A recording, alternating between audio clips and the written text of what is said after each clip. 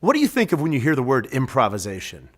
Now, for many people, we immediately associate that with comedy. I mean, that's the most common association with Whose Line Is It Anyway and the various comedy clubs around the world.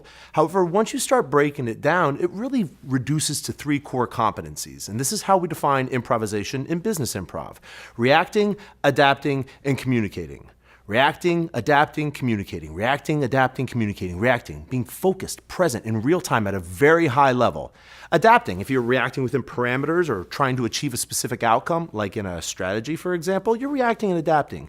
Subroot to both of these is communicating. We're not floating in space. We're not in a vacuum. There's always someone with whom we can react and adapt, and something in our environment as well to which we can react and adapt. So that's what we focus on when we use improvisation in business: reacting, adapting, communicating. And you think about where you might need to react or adapt or communicate, it's spread actually across a number of different markets. And it really helps people understand how to relate to each other, because simply reacting means you have to slow the brain down. You have to be present and you have to be in the moment at the high level. So you can't think about where you're going to go next or what you're going to do. You have to be here and now.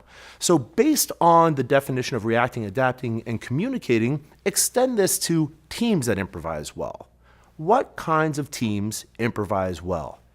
Do sports teams improvise well? Military? EMTs, firefighters, first responders, cooking competitions, chefs across the board? I mean, that's the nature of a lot of it, right? With 3 ingredients inside of a basket. Now, if you look at all these different groups, start breaking down their training. Great improvisation takes place on a skill level that's practiced over and over and over again. Do sports teams, football, basketball, do they draw up plays?